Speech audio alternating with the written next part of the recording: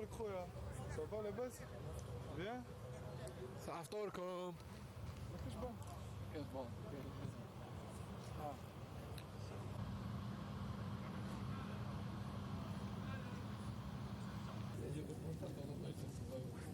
كي بون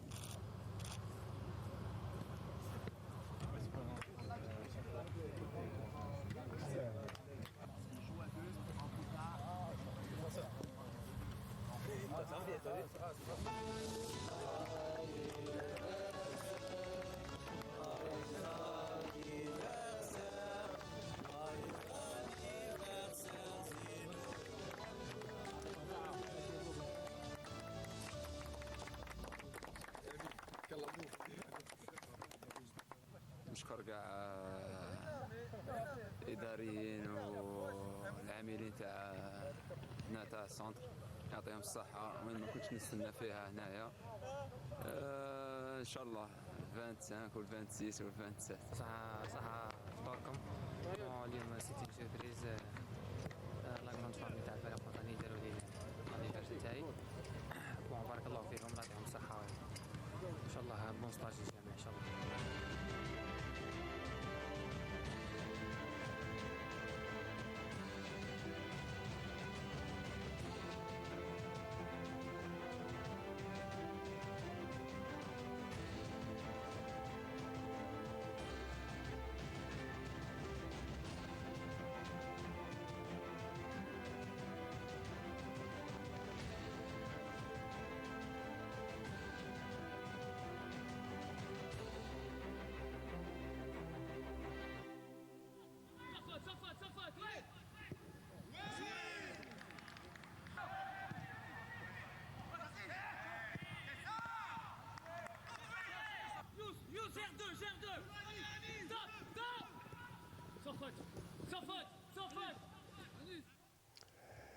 Madame, monsieur, bonjour, ils sont venus, ils sont tous là, ils sont à Sidi Moussa, l'équipe nationale est en regroupement pour cette date FIFA et ce tournoi FIFA et cette double confrontation qui va commencer demain face à la Bolivie, un match à l'ère du foot sud-américain et après sud-africain, hein, puisqu'il y aura l'Afrique du Sud juste après.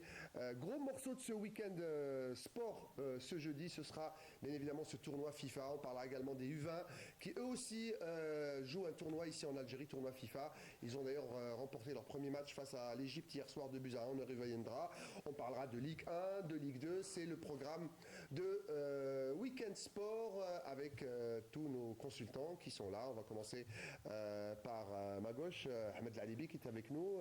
Ahmed, merci d'être là. Très heureux de vous retrouver et en ce premier jour du printemps, c'est un plaisir d'être avec toute l'équipe. Ah oui, on l'a oublié, c'est vrai, c'est printemps. Il fait chaud, hein, je vois, vous êtes tous en tenue légère. Il n'y a que Badro qui est avec un col roulé. Je vais vous poser la question dans quelques instants. Djilali est avec nous. Bonjour Djilali. Bonsoir Riyad, bonsoir à toute l'équipe, à nos chers téléspectateurs. Et puis, alors je ne sais pas si c'est du lin, mais en tout cas c'est une jolie couleur, couleur d'été. Mohamed Haouchin est également avec nous. Salut Mohamed.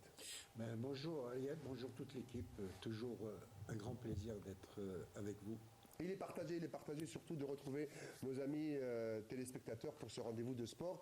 Et puis, pourtant il fait chaud, Badro, hein, vous êtes encore sous le coup de la grippe peut-être. Le ventre vide. Bonsoir Riyad, bonsoir chers amis, et puis très content de servir nos téléspectateurs. Je ne m'attendais pas à celle-là, franchement elle est pas mal. Alors vous l'avez vu en préambule avec ce joli clip hein, préparé par l'infographe et le caméraman de la Fédération algérienne de football. C'est un super travail de com hein, que commence à faire notre ami Saïd Fellak avec cette sélection. C'était l'entraînement d'après-ftor d'hier soir. On va parler d'équipe nationale, donc automatiquement, jingle, équipe nationale.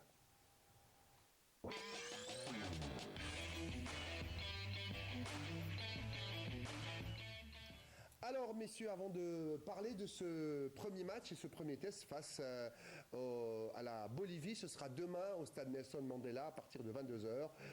Il y a eu donc cette semaine et ces 3 entraînements avec celui de ce soir. Retour sur ce regroupement de l'équipe nationale avec Fatah Habada.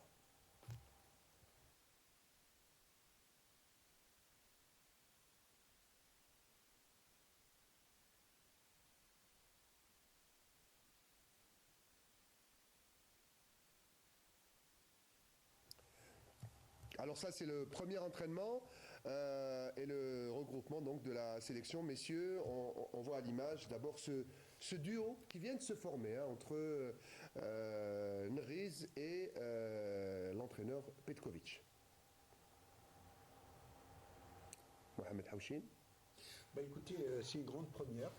Bien évidemment, on croise les doigts pour Vladimir Petkovic, qui a là donc la lourde mission, bien évidemment, de relever un gros défi. Il faut espérer que la transition aille dans le bon sens, et bien évidemment. En tout cas, j'ai vu à travers tous les sons que j'ai vus ces derniers jours, il y a une bonne ambiance, beaucoup de...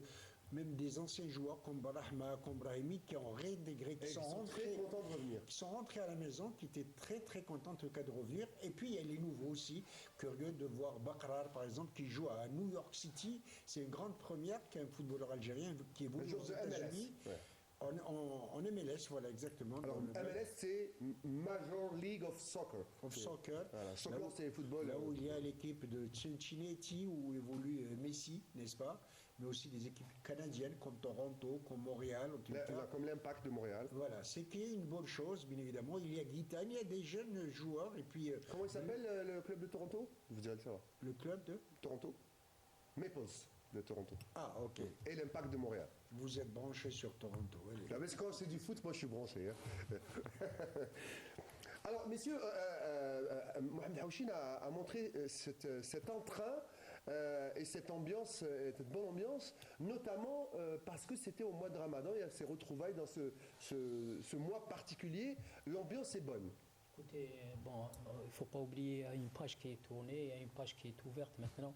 C'est un groupe qui est en train de se former. Il y a une équipe qui est en train de se... Il y a une restructuration. Donc, je pense que ce stage est en bas pic avec 2 matchs amicaux. Donc, on est bien concentré sur son travail. Chacun doit faire son travail. Et donc, je pense que c'est une opportunité aussi pour voir tous les joueurs, les mettre sur le même pied d'égalité et aller de l'avant. Et pourquoi pas essayer de forger un groupe qui est capable d'aller le plus loin possible et de donner des satisfactions au peuple algérien. Ahmed Lahibi et les journalistes, ils ne se sont pas privés pour poser des questions. Il y avait des joueurs, ça faisait très longtemps qu'ils n'étaient pas venus. Bon, on n'a pas entendu Benzia, mais on a entendu Brahimi, on a entendu Barahma. Ils ont botté en touche, mais il y a eu un grand sourire qui voulait un peu dire qu'ils rêvaient de revenir, ils n'en avaient pas la possibilité, et là, ils étaient très contents d'être rappelés en sélection. Vous savez, c'est toujours un plaisir de rejoindre la sélection nationale. On joue pour un pays, on joue pour une nation. Donc pour le retour de Brahma et pour le retour de Brahimi, je pense que Brahimi il s'attendait à ce retour et puis Brahma aussi. Maintenant, Mohamed tout à l'heure a parlé de bonne ambiance, c'est bien, mais c'est pas toujours évident d'avoir un regroupement en ce mois de Ramadan. D'abord, il fait chaud, on ne peut pas aller au-delà de certaines limites. Et je pense que dans l'ensemble, le groupe s'est bien comporté pendant ces 2 séances. Alors, on a beaucoup parlé de sport et Ramadan. Ce regroupement se passe pendant Ramadan. C'est une date importante, on le sait. Hein. Mars, c'est une date FIFA. C'est une date qui permet à tous les sélectionneurs de profiter du groupe. Cette date est d'autant plus importante parce que c'est la première fois que Petrovic, et il l'a dit en conférence de presse, je ne connais pas vraiment les joueurs, donc c'est la première occasion. Ça change quoi que ce soit pendant un mois de Ramadan ou autre? Écoutez, moi je pense par rapport aux 2 matchs amicaux qu'il va faire, je ne pense pas qu'il y ait des entraînements à charge lourde. Hein. Ça va être vraiment des charges moyennes et puis c'est le technico-tactique qui va travailler. C'est un placement, c'est un travail de placement. C'est des séances en général qui se déroulent pas plus d'une heure et demie. Hein, voyez-vous. Et puis entraînement nocturne et match en nocturne. Hein. Voilà, voilà. Ils peuvent à la rigueur pendant la journée, c'est-à-dire 2 heures avant l'entraînement, avant le coupe du jeûne, là, ils peuvent faire de la musculation, par exemple en salle, etc.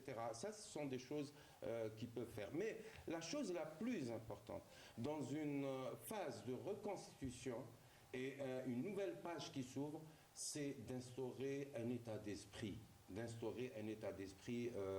Pour le groupe et puis qu'il y ait une ambiance qui règne. Moi j'ai vu tout à l'heure les images, je pense que ça va dans ce sens. Continuez à parler d'ailleurs, on va me dire à la régie quand est-ce que le sujet de Fatih Abada est prêt. Hein. Continuez. Voilà, c'est tout, c'est ce que je voulais dire. Donc l'état d'esprit est très important. Quelque chose d'important, juste 2 secondes en tout cas, Riyad. J'ai écouté Brahma hier, on a parlé de ce problème de communication avec un entraîneur qui ne parle pas français. Et bien selon Brahma, il a dit non, ça s'est passé le plus normalement du monde. Le coach même nous a parlé en français. Alors, c'est rassurant quand même sur ce plan-là. Le gars, il a dit, il parle aussi anglais, on connaît anglais, mais il nous a causé en français. Et ça, je pense que c'est une nouvelle donne et c'est très important pour nous, journalistes, de savoir qu'il parle français. Alors, est-ce que vous avez l'impression, messieurs, en tout cas beaucoup de joueurs l'ont déclaré dans la zone mixte, on va en entendre dans quelques instants quelques-uns, 3 déclarations, notamment celle de Brahimi, du nouveau venu qui joue, on est au Portugal, à Estoril, Gitane, également Brahma. On sent qu'une page est tournée. Oui, c'est le cas de le dire. Nous l'avons dit, effectivement. Une page est tournée. Il faut espérer qu'elle soit tournée, même au point de vue des résultats, dans la mesure où il ne faut pas se cacher la voile. Le voile, ces derniers temps, malheureusement, écoutez, les résultats n'ont pas suivi et le peuple algérien, qui misait beaucoup d'espoir sur cette équipe nationale, est resté sur sa faim. Et là, on espère bien évidemment une nouvelle épopée en matière de résultats pour que le football algérien retrouve sa notoriété à l'échelle internationale. Alors, messieurs, je me retourne vers vous, les techniciens, avant de regarder quelques séances d'entraînement et également écouter certains joueurs. Qu'est-ce qu'on peut attendre d'abord ce match face à la Bolivie? Qu'est-ce qu'on sait de ce style bolivien? On sait qu'ils ont réussi de bons résultats. Notamment, c'est très difficile d'aller jouer à La Paz parce qu'il y a une grande altitude, difficile d'aller les battre. Est-ce qu'une équipe qui a l'habitude de jouer comme ça en altitude, c'est une équipe qui a du souffle, on va dire? Ça me rappelle un peu les Kenyans et les Éthiopiens en tant que physiquement. Et qu'est-ce qu'on peut attendre de cette première confrontation? Ce qu'il faut attendre, allez-y. Vas-y. Ce qu'il faut d'abord attendre, c'est qu'on attend la touche d'abord du nouveau sélectionneur qui est M. Petkovic. Maintenant, il y a beaucoup de gens qui ont dit qu'il va jouer en 3-5-2, en 4-4-2, en 4-2-3. Personne ne sait. Maintenant, c'est à On sait comment il a l'habitude de jouer, surtout en 3-5-2 et en 4-3-3, avec une grosse assise défensive. Dans le football, pour utiliser un dispositif de 3-5-2, il faut avoir les éléments pour. Donc, c'est pour toutes ces raisons que je dis qu'avant le match de demain, personne ne sait quel est le dispositif que va mettre en place M. Petkovic. Mais pour vous répondre directement à Riyad, c'est que maintenant, on attend à ce que ce sélectionneur nouveau, il entame sa première expérience en Afrique. Comment il va s'habituer d'abord aux joueurs? Est-ce qu'il va utiliser une défense à 4? Est-ce qu'il va utiliser une attaque à 2 pointes, à 3 pointes? On ne le sait pas. Le match de la Bolivie, il tombe à pic. Pourquoi? Parce que c'est une équipe qui a un style de jeu basé vers la rapidité, vers l'agressivité. C'est un examen hyper bien pour ce sélectionneur et aussi pour les joueurs. Quand on convoque 31 joueurs, ça veut dire que l'idée du sélectionneur, c'est de donner la chance à tout le monde. D'abord, il va faire utiliser l'ensemble, leur donner le temps de jeu, il leur donne la possibilité de s'exprimer.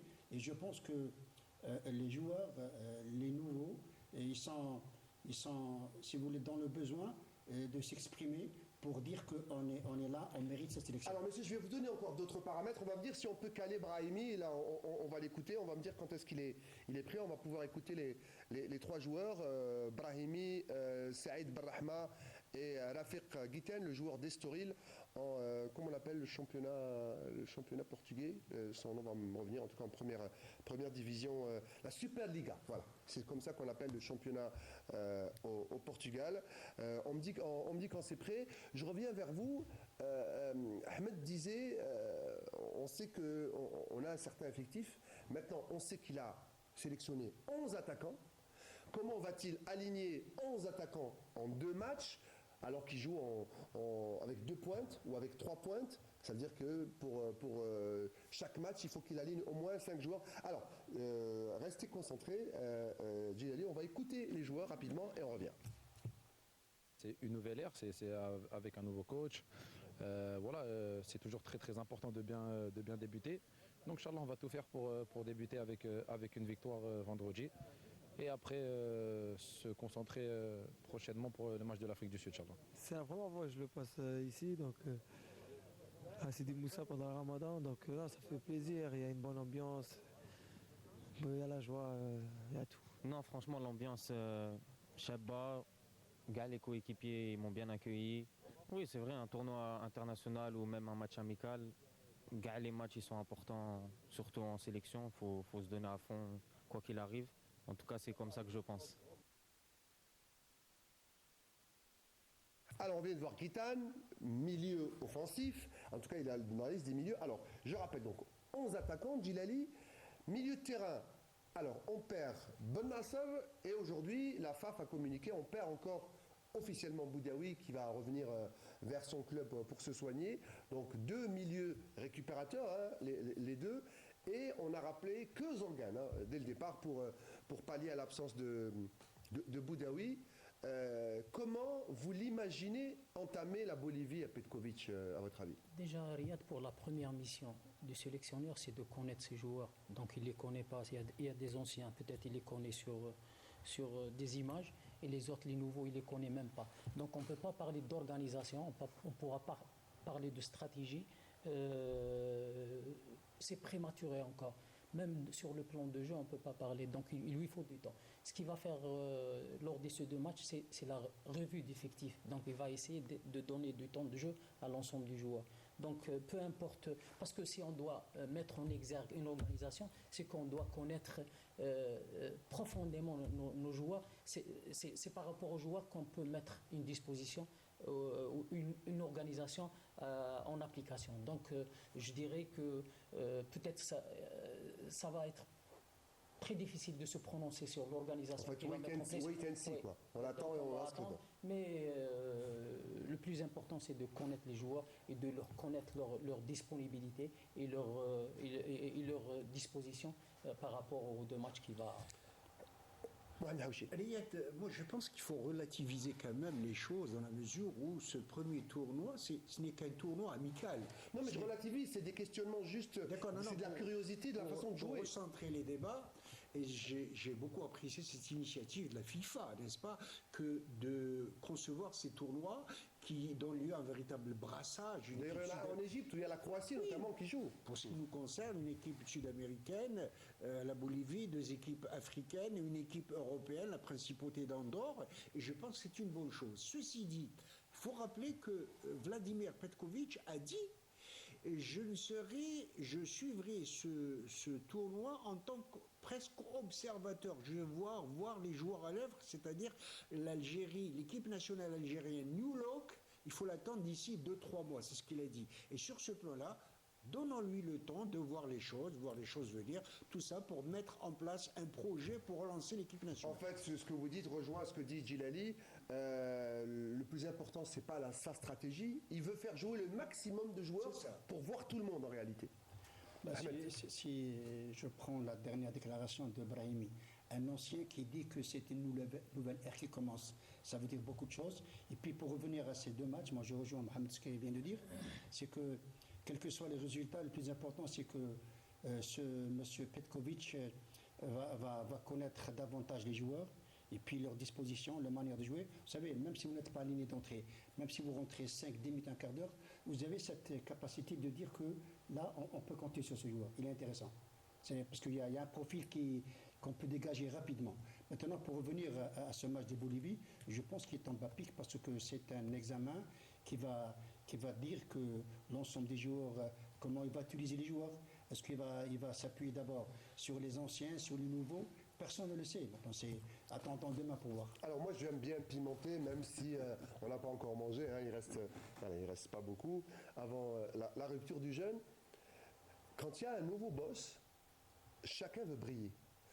À une certaine époque, à l'époque il n'y a pas si longtemps, de Jamel Belmadi, il y avait des cadres, il y avait des joueurs titulaires, il y avait les remplaçants, etc. Maintenant, il y a une possibilité que la hiérarchie soit bouleversée, parce qu'il y a un nouveau boss, et c'est lui qui va choisir son équipe, et donc chacun doit, c'est ce qu'a dit Brahimi, c'est une nouvelle ère, chacun doit prouver, ou en tout cas se dire, si je donne le maximum pendant ces 2 matchs, peut-être que j'aurai cette place, ou assurer la place que j'avais aussi. Est-ce que c'est le cas, Badran? C'est le cas, oui, absolument. C'est le cas parce que c'est comme il a si bien dit Brahim. c'est une nouvelle- Absolument. Et puis ça donne un engouement. L'essentiel que ça reste dans un cadre vraiment sportif. Oui, un cadre c'est la de concurrence saine, on va dire. Absolument, une concurrence saine. Je pense que ça va booster l'équipe nationale. Ça va les booster, ça va les. Par contre, je voudrais rebondir sur les dires de nos amis. Rebondissez, allez-y. Oui, moi je pense qu'il va rentrer avec un système, il a déjà une idée. Je pense qu'avec J'adore quand les techniciens s'affrontent sur un plateau. Les moyens qui existent, il a dû revoir c'est-à-dire plusieurs fois ces joueurs-là jouer, etc., visionner et ainsi de suite. Je pense qu'il va il va essayer en tant qu'entraîneur. Il va pas rougir, il va essayer de mettre en place sa vision de jeu. Tout à l'heure, Djilali, je sais que dans sa chronique, l'œil du coach, c'est sa façon de communiquer avec les joueurs, avec la presse et avec le public. Justement, pourquoi je parle de ça? Parce qu'il n'y a pas que les joueurs qu'on attend demain. Le coach aussi, il est attendu par tous les observateurs, il est attendu par la presse, il est attendu par le public. Ce Petkovic que la fédération nous a ramené, finalement, comment il travaille, c'est quoi sa touche, c'est quoi sa technique, c'est quoi sa marque de fabrique en réalité. Je vais vous dire une chose. L'un puis l'autre. Oui, pardon, Djilali.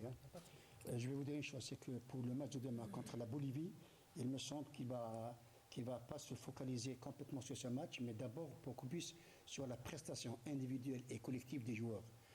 Parce que le véritable chantier de cette sélection algérienne, depuis belle lurette, c'est qu'on a un problème dans le système défensif, on a un problème dans l'animation de jeu au milieu de terrain. Je ne parle pas de l'attaque c'est autre chose. Mais le véritable problème de ce sélectionneur qui est Petkovic... La défense et l'animation, c'est les deux. Oui, c'est très important. Et quand je parle du milieu terrain, c'est beaucoup plus dans la récupération du ballon. C'est-à-dire le côté défensif de l'équipe et la relance. Tout à fait, voilà. Moi, juste deux mots, je réponds à Abdro. Tout match a une organisation, a un système à mettre en place. On ne peut pas démarrer un match sans mettre un système. Mais est-ce que le système qu'il va mettre en évidence c'est celui avec lequel il va travailler. Voilà, va réussir ou non. Donc, un plan de jeu ne peut pas être mis en exergue du jour au lendemain. Donc, ça demande du temps. C'est pour ça qu'on a dit tout à l'heure qu'il lui faut du temps. Alors, on avance, on continue dans les tests de Petkovic. On va passer à la chronique de Djilali, c'est-à-dire l'œil du coach. Jingle, l'œil du coach.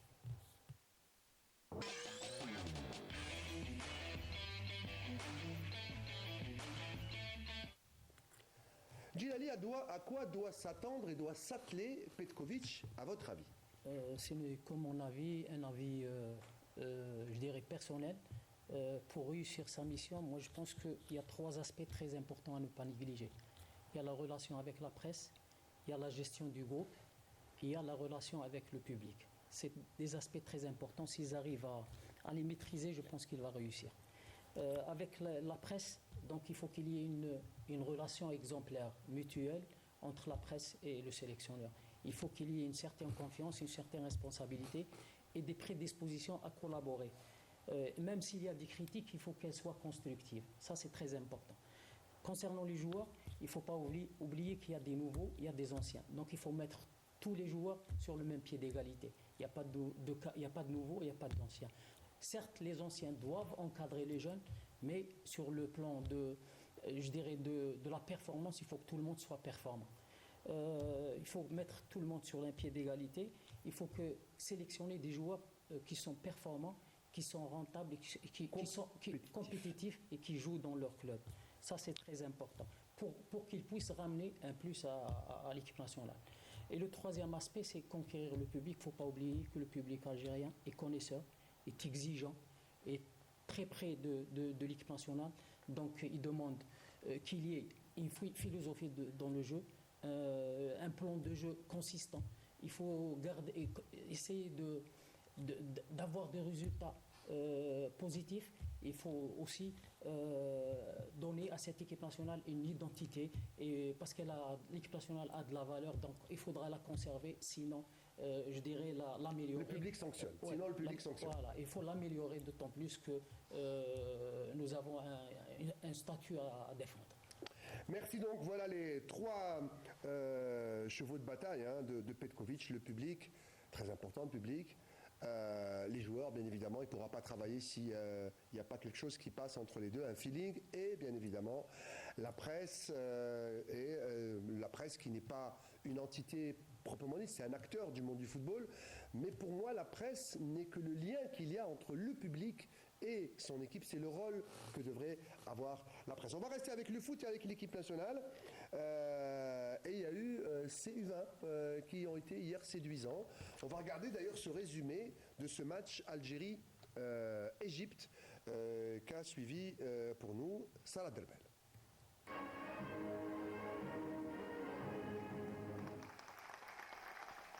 Victoire de l'Algérie lors du premier match du tournoi international des jeunes guerriers qui a vu l'équipe nationale des moins de 20 ans réaliser un résultat positif devant l'Égypte au stade Sel Mabrouki de Rouiba. Les Verts ont créé des occasions dès les premiers instants du match sans parvenir à ouvrir la marque malgré leur grande détermination. De leur côté, les Égyptiens ont eux aussi tenté, mais n'ont pas trouvé la faille dans la défense adverse. La première manche s'est donc soldée sur un score nul et vierge. Plus motivé en deuxième période, 4e minute de jeu, Ben Slimane trempe la défense des Égyptiens et ouvre le score pour l'Algérie.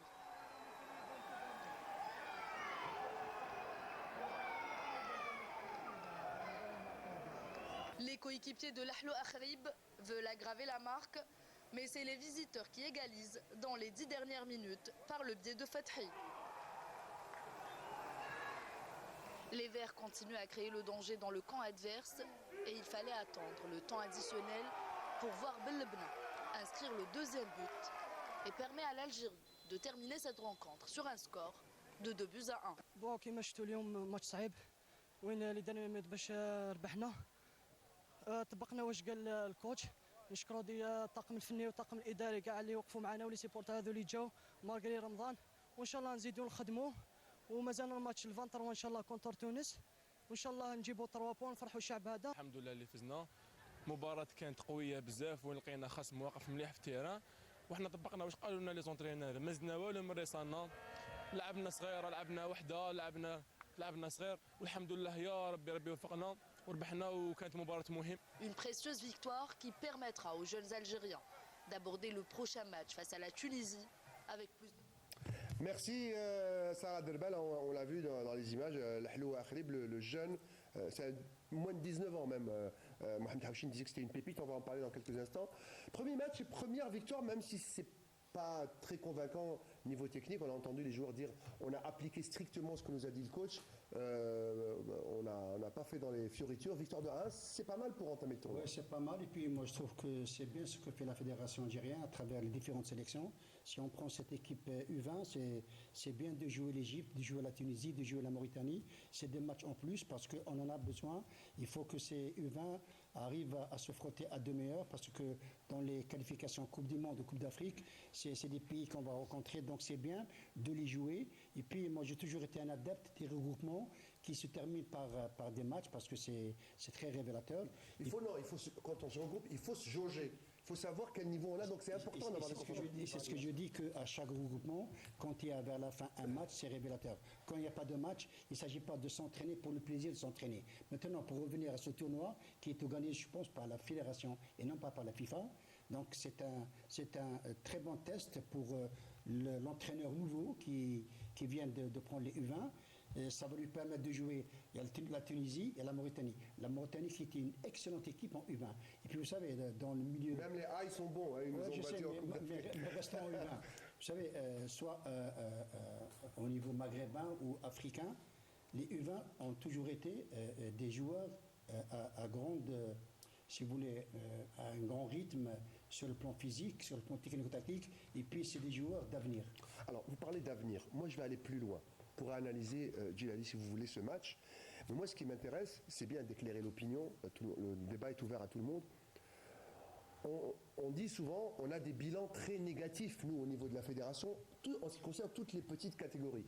U16, U18, U20, U15 notamment.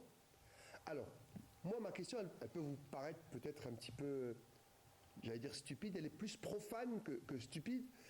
À quoi ça sert d'avoir des catégories U20, U18, U15? Est-ce que c'est pour gagner des grands tournois et des Coupes du Monde de la catégorie, ou est-ce que c'est former une équipe nationale avec des joueurs de valeur? C'est les deux à la fois. Avoir des catégories jeunes d'un niveau appréciable, c'est que ça va nous permettre de jouer les Coupes d'Afrique et les Coupes du Monde. C'est ce qui se fait chez nos voisins. Que ça soit, regardez l'exemple du Sénégal. Sénégal et Ghana, à une certaine époque, c'était les meilleurs du monde, même. À une certaine... Et ils participent souvent en compétition internationale. L'exemple de l'Angola qui, en 2018, est arrivé en quart de finale de la Coupe du Monde U17. Donc, c'est des gens qui travaillent. Pourquoi pas nous? Nous, on a beaucoup plus de moyens qu'eux. On a des joueurs talentueux. Donc, nous, c'est la déperdition qui a fait qu'on a ce phénomène. Maintenant qu'il y a une dynamique nouvelle qui est en train de se construire, donc comme il a si bien cité Ahmed tout à l'heure, c'est que certes, il faut s'entraîner, il faut se préparer, mais que ça soit ponctué par des tournois, ou par des confrontations, se mesurer à des équipes plus huppées, c'est à partir de là qu'on acquiert une certaine expérience et on va progresser. Le débat est ouvert, moi, je peux poser des questions. Et... les résultats, c'est une bonne chose, prestige oblige bien évidemment, mais ça reste avant tout une question de formation. C'est les joueurs, les pépites, comme on les appelle dans un pays, qui traversent, qui gravitent. Ouais. D'un côté, les compétiteurs, et là, j'ai les formateurs de ce côté. Oui, anciens de l'Académie de l'Éducation nationale et également Badro. Qui gravitent dans tous les échelons et qui se font une expérience à l'échelle internationale. Ils sortent du bled, il va à l'étranger, l'ambiance de l'équipe d'une sélection nationale, c'est un autre cadre, un autre décor. Tout cela fait que. Et puis quand on est jeune, on n'est pas encore professionnel, on est amateur. Donc oui, on mais est ça jeune. rentre. Je me rappelle par exemple que Diego Maradona a brillé lors d'une Coupe du Monde junior à l'époque où l'équipe algérienne avait 79. participé. À l'époque, je me rappelle. Donc tout cela fait que ce sont des jeunes qui participent. Il y avait Nordin Saadi, le marhoum à l'époque. Oui, Marhoum Nordin Saadi qui avait rencontré justement Abdelhamid Karmali avec Hussein Yahi et toute la clique de ma génération à l'époque qui ont joué contre. C'est là qu'on avait découvert d'ailleurs Maradona. C'était l'équipe qui était championne d'Afrique cette année, l'équipe algérienne junior. Voilà. C'était la championne d'Afrique. C'est là pour vous dire en tout cas que ces sélections sont très importantes pour dégager une élite. Vous savez, quand vous avez un jeune qui fait les U18, les U19, les U20, l'équipe olympique et l'équipe à prime, et puis il arrive, c'est l'antichambre de l'équipe nationale. Juste pour boucler la boucle de ce sujet, comme ça on passe à la Ligue 1, Badro, en fait, plus on a des U18 et des U20 qui sont au très haut niveau mondial, plus j'aime pas ce terme, mais je vais quand même l'employer,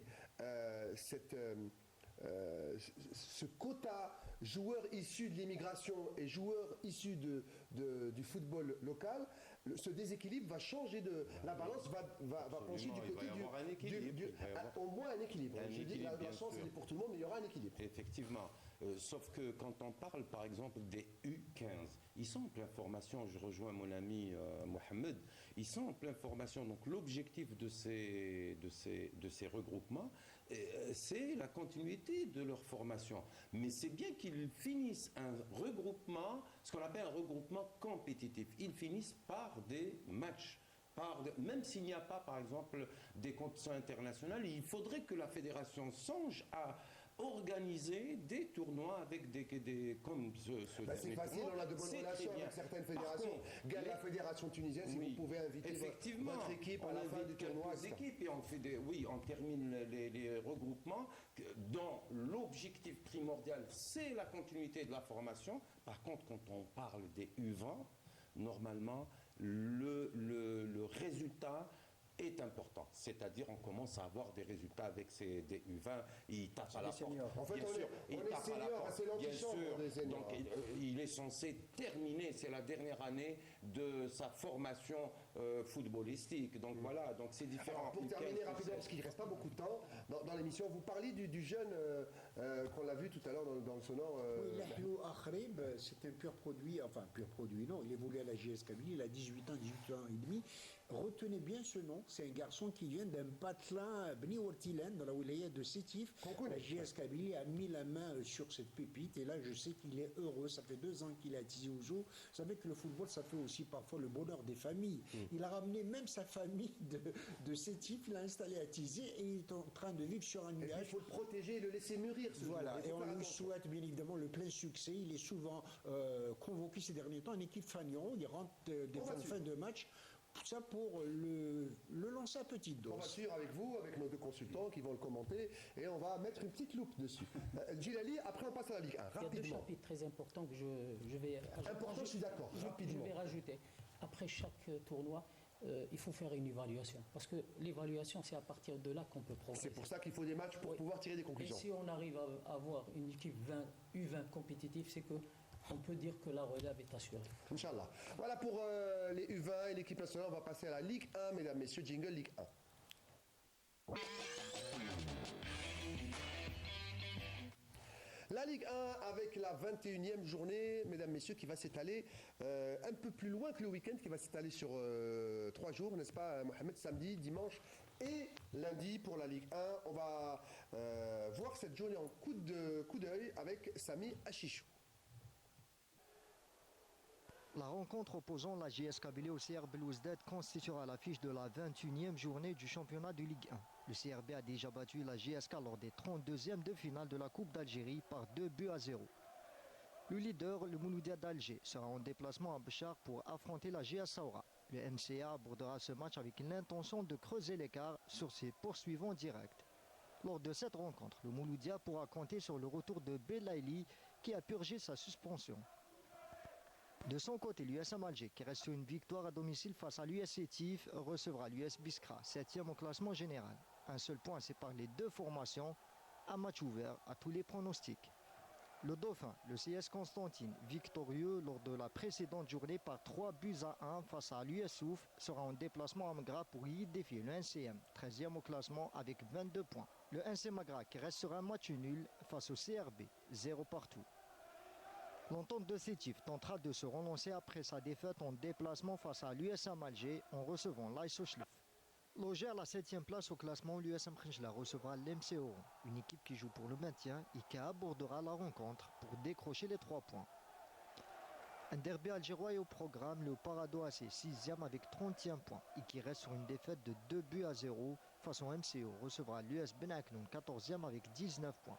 L'USBA n'a pas d'autre choix que de gagner pour sortir de la zone rouge.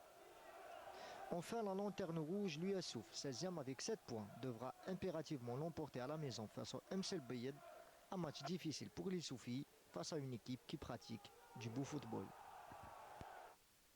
Et voilà, le débat continue sur le plateau. Et il va encore continuer. On va débattre de cette 21e journée. Mohamed Haouchine, alors avant raquette de ping-pong avec Djilali. Je peux vous dire que ce sera une journée très importante. Et pour cause, le Mouloudia d'Alger qui va un match difficile quand même à Saoura, mais on sait que le Mouloudia voyage assez bien cette année. Il y a le CRB qui va à Tizi Ouzou. Il y a le Dauphin, le CS Constantine qui va à Magra chez un mal classé. Tout cela fait que qui a coincé le CRB. On verra si le Mouloudia d'Alger, déjà avec 12 points d'avance sur son second, capable peut-être de prendre une avance plus confortable, alors qu'il y a un autre larron, c'est l'USM Alger qui est en train de foncer, c'est le cas de le dire, sur le podium, bien évidemment. Alors on va voir avec notre ami Djeli Touzi. D'abord un match des mal classés, il y aura 2 matchs samedi, 4 matchs dimanche et 2 matchs le lundi. On va voir le tableau. Samedi, un derby du Sud, l'US Souf contre le MCL Bayad, 2 équipes mal classées.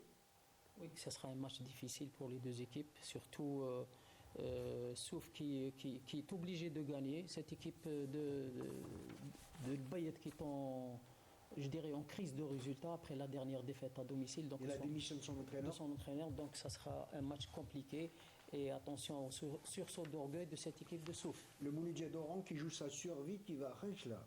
Match très indécis, match très compliqué. Khenchla qui joue les premiers rôles et le MCO sont dans l'obligation de faire un résultat. Mais ils ont démontré ces derniers temps qu'ils voyagent bien. Donc ça sera un match, je dirais, compliqué, mais d'où le pronostic est Le CS difficile à faire. Constantine qui va à Magra, qui s'enfonce de plus en plus Magra. Oui, ils ont cette opportunité d'empocher les 3 points, surtout devant une équipe qui est en perte de vitesse, une équipe qui doute. Donc le CSC a une opportunité de profiter de cette situation et emporter le match. Une belle affiche avec un air de revanche, JS Kabylie et CR Belouizdad. Là, ça serait un match, je dirais, compliqué pour les deux équipes. Le GSK, ils sont devant le fait accompli, dos au mur. Ils sont obligés de faire un résultat, surtout. Ils ont une revanche à prendre après la dernière défaite en Coupe d'Algérie. Le CRB qui reste capable du pire comme du meilleur. Donc, je dirais que ça serait un match compliqué. L'USM Alger qui a le vent en poupe, qui va recevoir Biskra. Ils ont cette opportunité de gagner un 3e match consécutif, donc ils soignent leur classement. Donc ils ont cette opportunité, je crois. Walid qui retrouve son ancienne équipe, il était capitaine de l'USMA. A une opportunité de se rapprocher plus du podium. Et la grande affiche de la journée, ça va être pour lundi avec JS Saoura, Mouloudia d'Alger. On peut dire que c'est un déplacement périlleux pour le leader du championnat, devant une équipe de la Saoura qui parfois elle reste intraitable à domicile. Et pourquoi, vous savez? Parce qu'ils ont gagné le dernier match en déplacement, donc ils veulent rester sur cette dynamique de victoire et se rapprocher beaucoup plus du podium. Pour terminer, mal classé Benakno qui joue aussi pour sa survie, qui va rendre visite au Paradou. Donc il n'y a pas une autre alternative pour Ben Aknou que de gagner, de faire un résultat positif. Surtout profiter de cette mauvaise passe du Paradou qui ces derniers temps, ça fait 3 matchs qu'ils n'ont pas gagné. Donc ça serait un match compliqué, mais Paradou part avec la faveur des pronostics. Voilà, faites vos jeux, les pronostics sont Très belle difficiles. journée. On va voir le tableau, messieurs, pendant que vous décortiquez. Notre ami réalisateur Khaldoun qui va nous montrer donc, le tableau de cette 21e journée qui va s'étaler sur 3 jours. Vous allez vous régaler, mesdames, messieurs, pendant ce week-end. Et puis juste après, on va voir le tableau et voir cette équipe du Mouloudia d'Alger qui a pris le large 12 points sur le CSC. Je ne sais pas si un résultat positif à Saoura ne scellerait pas complètement le sort de ce championnat. Riyad, pour le championnat, on peut dire qu'il est acquis à 90%. Maintenant, restent les places qualificatives en compétition africaine. Les podiums, ça va être une bataille pour le podium et aussi pour la relégation. On voit 46 points pour le Mouloudia, 34 pour le CSC. En fait, maintenant, tous ceux qui sont derrière le Mouloudia vont jouer juste la Champions League, c'est-à-dire jouer la 2e place. Ahmed. La 2e et la 3e. Oui, c'est jouable. Maintenant que le Mouloudia est parti, a pris le large, je pense que les équipes qui sont derrière le Mouloudia vont essayer de tout faire pour avoir cette place qualificative. Et puis, c'est comme ça. Et puis, il y a aussi la relégation, il faut en parler, c'est très compliqué. Puis, j'ai envie de parler légèrement du Mouloudia, quelques secondes. Ils sont en train de bénéficier du travail qu'ils ont réalisé en début de saison. On les a vus aller s'entraîner en France, je pense au niveau de la région parisienne. Ils ont fait un travail vraiment très... D'ailleurs, ils ont donné un coup d'accélérateur en début de saison, c'est là où ils ont pris le large. Ils sont en train de retrouver les fruits de cette très belle préparation d'avant-saison. Ils profitent du travail d'intersaison, mais aussi du recrutement d'intersaison. Le Mouloudia. Oui, énorme recrutement. Moi, je pense qu'on parle beaucoup de Belaïli, mais pour moi, un des meilleurs, voire le meilleur joueur du championnat, c'est Naïti. Il est efficace à chaque rencontre. Ouais, j'ai toujours dit que, indépendamment de Belaïli, de Bayazid et consorts, la force de frappe de cette équipe Mouloudia, c'est Naïti. D'abord, c'est un élément qui n'a pas de poste fixe. Il est tantôt à gauche, tantôt à droite, en pointe, derrière. Il est passeur ou buteur. Il est dans tous les secteurs. Dans tous les bons coups, j'allais dire. Il fait dans les bons coups. Et puis c'est intéressant d'avoir un élément pareil. Il ne faut pas oublier qu'il a été formé à Paradou. Vous avez aussi Zougrana, l'Ivoirien. Ouais. Super but, celui qu'il a marqué face à Belaknou. Super. Indépendamment des individualités, la force du Mouloudia, c'est la richesse de l'effectif et la gestion du groupe qui est très importante. Parce que l'entraîneur arrive à gérer surtout un groupe aussi riche. La gestion du groupe. La mayonnaise a appris. Un mot, Badro, avant de parler de Ligue 2. Un mot sur le Mouloudia. Sur le fait qu'ils qu'ils écrasent le championnat pour l'instant. C'est mathématique. Hein. Vous savez, il y a plusieurs paramètres, mais le paramètre le plus influent, c'est-à-dire qui a boosté cette équipe, c'est la préparation intersaison, il faut le dire. Hein. Oui, je rejoins notre ami. Donc, ils ont fait une très très bonne. Moi, j'ai vu des images pendant le stage et on les a vues, je crois, ensemble. Ça veut dire qu'ils ont fait une très très bonne préparation, pourvu qu'il y ait un maintien de cette forme. Expert en préparation physique. Hein. D'ailleurs, après Ramadan, vous me prenez en charge, parce qu'il faut que je perde un peu de poids. Voilà pour la Ligue 1, on va passer à la Ligue amateur, à la Ligue 2. Tout de suite, jingle Ligue 2.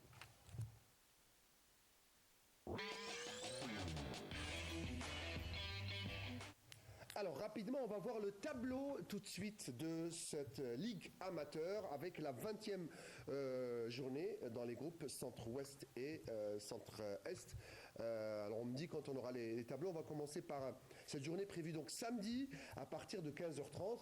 Avant la rupture du jeûne, et s'il fait aussi chaud qu'aujourd'hui, ça sera vraiment compliqué pour les joueurs. Asmodoran, JS Mascara, Espérance de Mostaganem, ESM Coléa, GSM Tiaret, Olympique de Médéa. Voilà le tableau. L'Alba face à l'autre club de Mosta, le Wydad. RC Kouba contre Wesley, Meshria JS Gir, le SCAF de Khmis Meliana, Nad du Sendé, Wap Boufarik, Ser Tmouchent. Voilà, messieurs, rien ne semble inquiéter Mosta et Tiaret. Kouba, faudra cravacher dur et espérer. Faut pas de ceux qui sont devant. Je pense qu'il y aura le statu quo dans le groupe Ouest dans la mesure où les deux premiers reçoivent, à savoir le leader Mostaganem et l'Espérance qui reçoit Coléa et l'RC Kouba qui reçoit le MCB Wesley. Par contre, l'intérêt c'est dans le groupe Centre-Est où l'Olympique d'Arbou qui a 7 points d'avance et risque d'accentuer son avance. Il reçoit la Lanterne Rouge alors que le deuxième, le Mouloudia de Batna, se déplace à Khroub. On va voir le tableau de l'autre groupe, le groupe Centre-Est, messieurs. Vous avez raison, on voit le tableau. L'Olympique Arbou qui caracole et qui joue sur les deux tableaux. Hein. Il joue et la Coupe d'Algérie et le championnat. Ils accueillent le Mal Loti, le Elma, Lanterne Rouge. On va avoir Inmlila face à l'IRB Ouergla, Khroub face à Batna, le CAB, l'autre club de Batna, face à Borj Barish, ce sera Borj Menaïl, sans public, à huis clos. Sol Roslan face à Tlarma. Il paraîtrait que le huis clos vient d'être annulé par la Ligue nationale. Information Mohamed Haouchin, donc pas à huis clos. Vous pourrez donc aller voir le. On va voir le tableau. On remet le tableau. Donc les supporters du CAB peuvent aller regarder le match face à Borj Menaïl. Il y aura un autre huis clos, Khmis El Khachna face à Al Harrach. Et puis juste à côté de Constantine, Shelrom El face au MOC. Ça c'est un derby. Hein. MOC contre Shelrom El. Oui, Djilali. Vous avez terminé? J'ai terminé. Pour le groupe, je dirais centre-est, les dés sont jetés. Je pense qu'Akbou, ils ont beaucoup de chances d'accéder. Arbou en Ligue 1 et Mohamed Haouchin va commenter un peu plus de matchs d'Arbou à la radio nationale. Centre-ouest, ça va être mano à mano jusqu'à l'ultime. Jusqu'à la fin, comme l'année dernière. Surtout que le match retour, c'est RC Kouba, Espérance Mostaganem à Kouba. Voilà, et avant de parler de handball et de basket, on va faire un petit tour du côté de l'Afrique avec donc ces Jeux africains.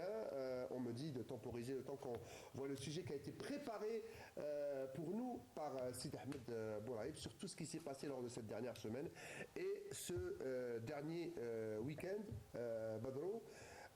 Vous qui suivez de près l'athlétisme depuis l'entame des compétitions d'athlétisme, comment peut-on juger la participation algérienne? Concernant l'athlétisme, moi je dirais que c'est moyen. Hein. Il faut dire que bon, jusqu'au moment où on se parle, il y a une médaille en or, 2 en argent et 5 en bronze.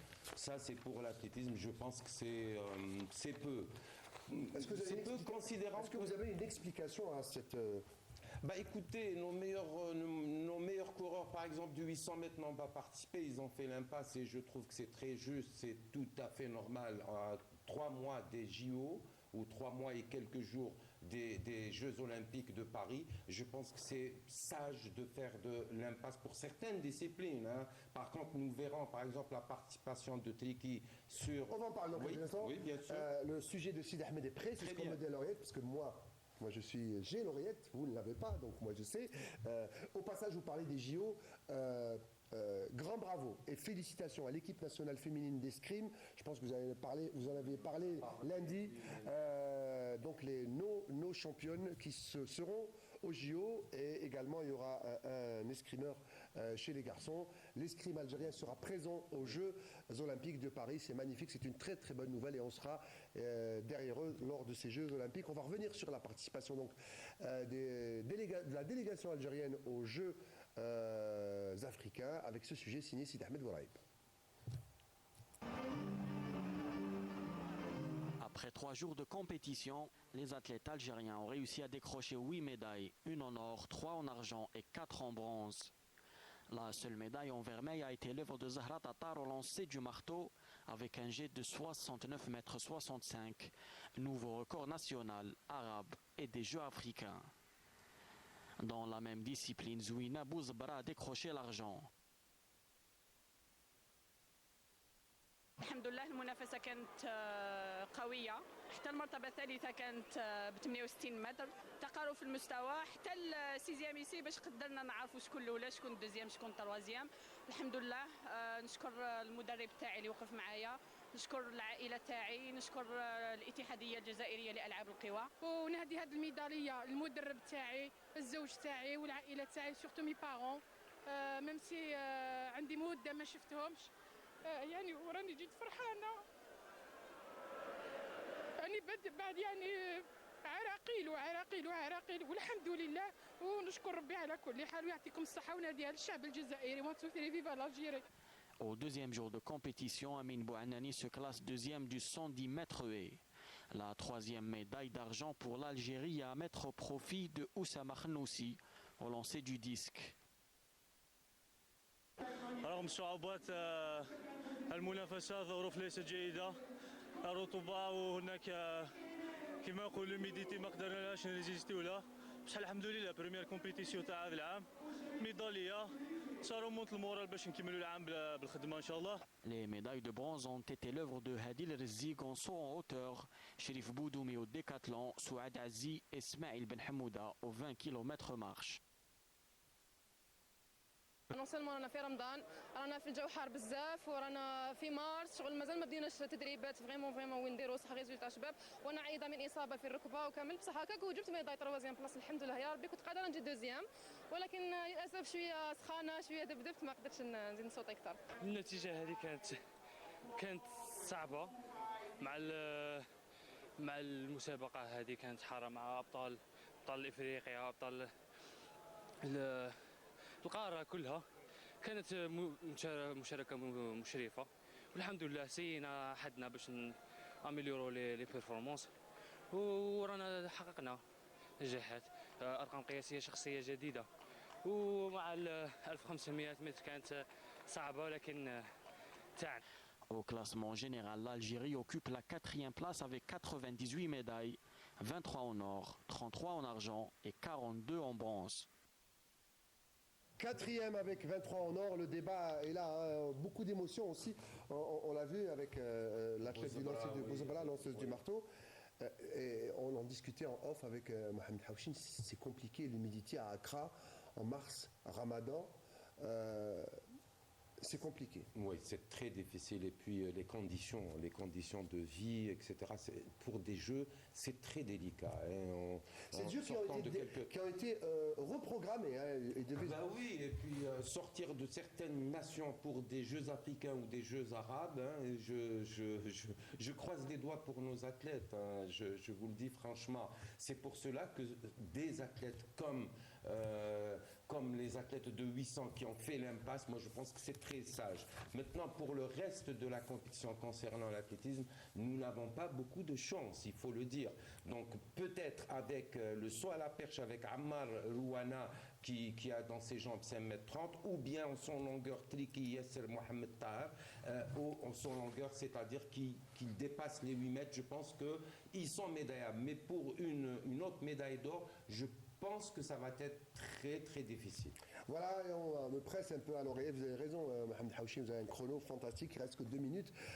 Messieurs, merci. On va rapidement, parce qu'on n'a pas le temps de vous montrer donc les championnats de basket, de volleyball à venir ce soir. Un beau match, NRB Stawali, Mouloudia d'Alger, c'est du basketball.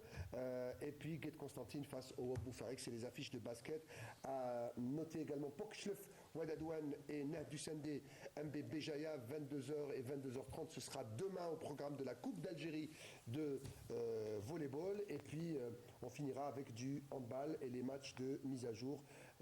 Il y aura notamment un Arze, Ouergla, El Biar, Zirout Youssef. Et puis, dans l'autre groupe, Belmondraïs face à Sholrom Laïd, Mouloudia, Oued Kilet. Donc, pour le handball. Et puis, un certain Saoula, JSE Skikda à 17h samedi. Messieurs, merci beaucoup d'avoir passé cette petite heure un peu moins.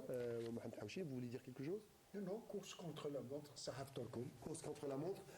Pendant le jeûne, c'est un exploit, Badro. Notez-le sur le tablette. Merci Gilali, merci Ahmed. On se retrouve demain pour un certain Algérie-Bolivie à Mandela à partir de 22h. Bonne route pour le retour à Tizi Ouzou, Mohamed Haouchi. Et puis à tous, Saha Ftorkoum. Excellent week-end, très bonne semaine. On se retrouve jeudi prochain. Salam alaikum.